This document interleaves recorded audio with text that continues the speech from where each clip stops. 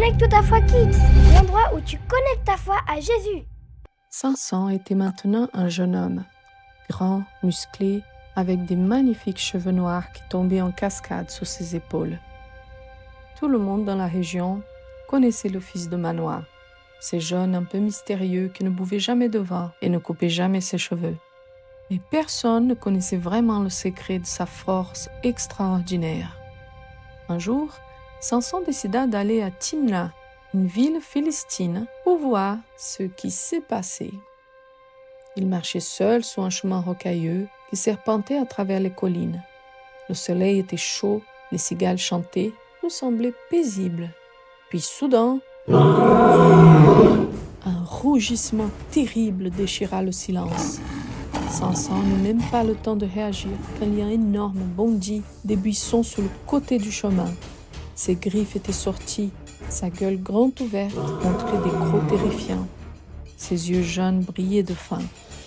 Le lion sauta directement sur Samson, mais à cet instant précis, quelque chose d'étrange se produisit. Samson sentit une chaleur intense le traverser de la tête aux pieds, une puissance incroyable, comme une vague qui envahissait tout son cœur. C'était l'Esprit de Dieu qui le saisissait. Ses mains attrapèrent le lion en plein vol. Ses doigts s'y refermèrent sur la fourrure de l'animal. Et là, avec une force qui ne venait pas de lui mais de Dieu, Samson déchira le lion comme on déchire un simple petit chevreuil. Le combat fut bref mais intense. Quand tout fut terminé, le lion gisait mort sur le chemin et Samson se tenait debout, haletant, regardant ses propres mains avec stupéfaction. « Qu'est-ce qui vient de se passer ?» murmura-t-il. Il leva les yeux vers le ciel, comme s'il cherchait une réponse. Samson comprenait que cette force venait de Dieu, mais il ne mesurait pas encore à quel point ce don était précieux et dangereux. Il laissa le corps du lion sur le côté du chemin et continua sa route vers Timna, sans raconter à personne ce qui venait de se passer. Quand Samson arriva à Timna, il se promenait dans les rues de la ville et là, il la vit. Une jeune femme philistine. Elle était belle, avec ses longs cheveux et un sourire lumineux. Leurs regards se croisèrent et le cœur de Samson fit un bond dans sa poitrine. C'était le coup de foudre. Samson rentra chez ses parents, le cœur battant, et dès qu'il franchit la porte, il annonça « Papa, maman, j'ai vu une femme à Timna, une Philistine. Je veux me marier avec elle. Demande-la en mariage pour moi. » Le visage de Manoah devint grave. Sa femme posa sa main sur son cœur, inquiète. « Samson, dit son père d'une voix douce mais ferme, il n'y a pas-il une femme parmi les filles de ton peuple? Pourquoi veux-tu aller prendre par femme une fille philistine? Les Philistins, c'est nos ennemis. » Mais Samson secoua la tête têtue. « C'est elle qui me plaît, c'est elle que je veux. » Ce parent ne savait pas encore que Dieu allait utiliser cette situation pour commencer à affronter les Philistins. Parfois, Dieu travaille même à travers nos choix imparfaits pour accomplir son plan. Quelques jours plus tard, Samson retourna à Timna avec ses parents pour préparer le mariage. Quand il passa par le même chemin où il avait combattu le lion, la curiosité le prit. Il quitta ses parents un moment et s'approcha de l'endroit où gisait toujours le corps de l'animal. Mais quand il arriva près du cadavre, Samson s'arrêta net, les yeux écarquillés. Un essaim d'abeilles avait fait son nid dans le corps du lion. Du miel doré, brillant sous le soleil, coulait entre les côtes de la bête morte. L'odeur sucrée flottait dans l'air. « Incroyable !» murmura Samson avec un sourire émerveillé. Quelque chose de doux est sorti du lion, le plus fort des animaux. Du doux sorti du fort. Il aussitôt plongea sa main dans le miel et prit une grosse poignée et le goûta. C'était délicieux. Il en prit encore pour ses parents et leur en donna quand il les rejoint, mais il n'a pas dit d'où venait ce miel. Quelque chose lui disait de garder ce secret pour l'instant. Samson a quand même voulu épuiser la femme philistine. Le jour du mariage arriva enfin. Selon la coutume, on organisa une grande fête qui devait durer 7 jours. 30 jeunes hommes philistins furent invités pour accompagner Samson pendant la fête. Ils mangeaient, buvaient, sauf Samson bien sûr, et tout le monde s'amusait. Le troisième jour, Samson qui aimait les défis, eut une idée. Un sourire mystérieux aux lèvres, il se leva et dit à haute voix « Mes amis, je vais vous proposer un énigme. Si vous trouvez la réponse avant la fin des 7 jours de fête, je vous donnerai 30 chemises de lin et 30 vêtements. Mais si vous n'en trouvez pas, c'est vous qui m'en donnerez 30. » Les Philistins se regardèrent amusés. Ils étaient 30 contre 1. Donc, quelle énigme pourrait être si difficile? « D'accord, Samson, crièrent-ils. Pose-nous ton énigme. » Samson se leva et dans le silence qui suivit, il dit lentement « De celui qui mange est sortie la nourriture, et du fort est sortie la douceur. » Les Philistins se regardèrent perplexes. « C'est lui qui mange, le fort, le doux. De quoi il parle ?» Ils réfléchirent toute la nuit, mais personne n'en comprenait. 3 jours passèrent, puis 4. Les Philistins devenaient de plus en plus frustrés. Ils n'aimaient pas perdre, surtout face à un Israélite. Et 30 vêtements, waouh, c'est une petite fortune. Le 7e jour s'approcha et ils n'avaient toujours pas la réponse. Alors, ils eurent une idée terrible. Ils allaient voir la femme de Samson en secret. « Écoute-nous bien, lui dirent-ils d'une voix menaçante. Tu vas faire parler ton mari, tu vas lui faire dire la réponse à cette énigme. Sinon, il s'approcha d'elle et elle a vu les méchancetés dans leurs yeux. Sinon, nous mettrons feu à ta maison et tu brûleras dedans avec ton père. » La jeune femme devenit toute pâle, elle avait peur, très peur. Alors elle allait voir Samson et les larmes commencèrent à couler de ses joues. « Tu ne m'aimes pas vraiment, sanglota-t-elle. Tu as posé un énigme à mon peuple et même à moi, ta propre femme, tu m'as pas donné la réponse. Comment peux-tu dire que tu m'aimes si tu gardes des secrets pour moi? » Samson soupira.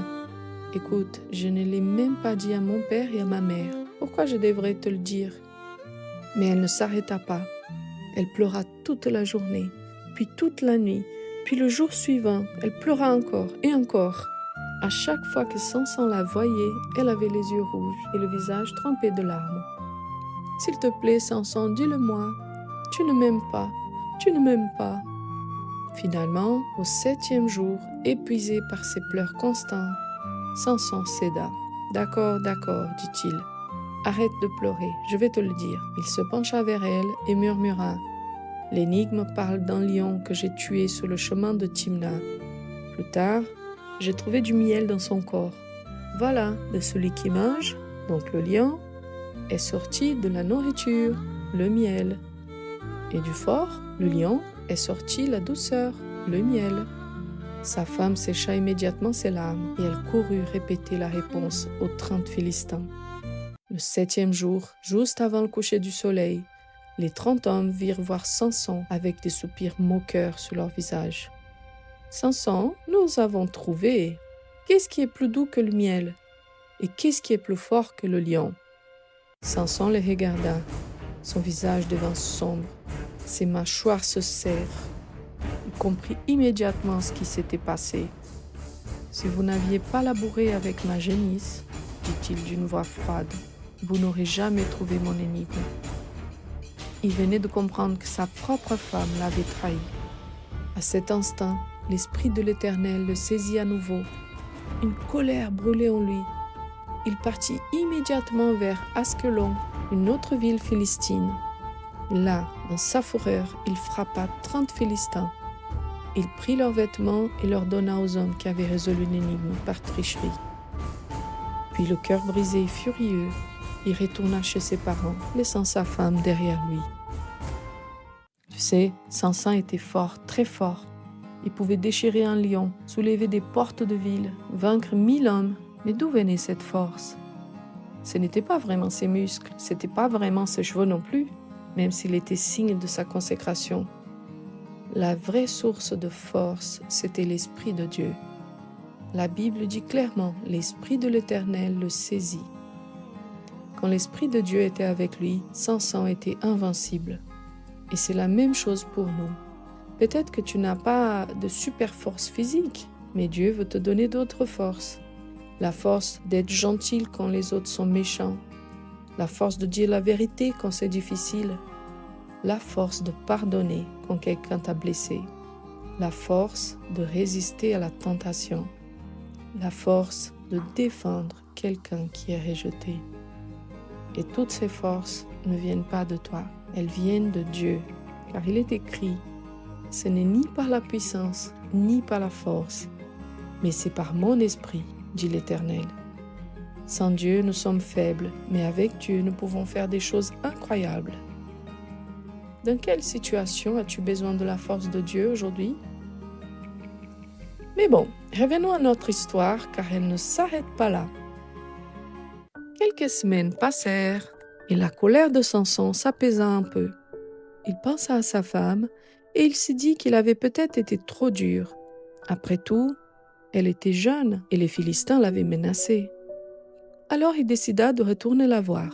Il a pris un jeune chevreau en cadeau et commençait à marcher vers Timna, le cœur un peu plus léger. Il se disait que tout pourrait peut-être s'arranger. Mais quand il arriva à la maison de son beau-père et frappa à la porte, l'homme qui lui a ouvert avait un visage embarrassé, gêné. « Samson, entre, je t'en prie. »« Où est ma femme ?»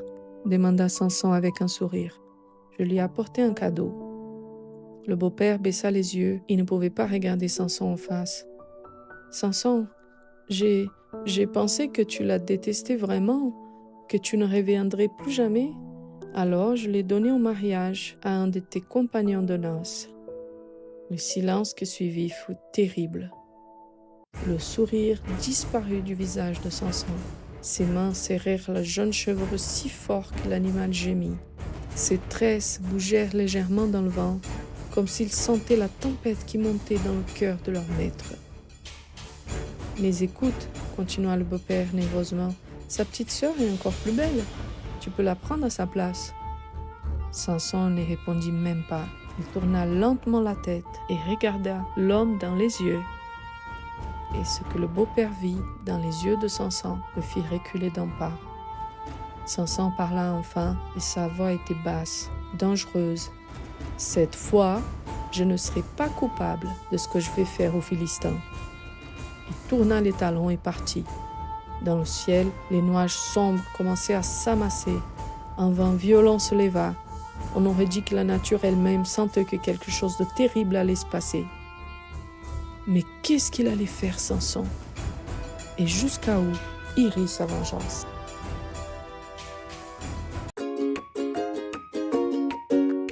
Connecte ta foi Kids, l'endroit où tu connectes ta foi à Jésus.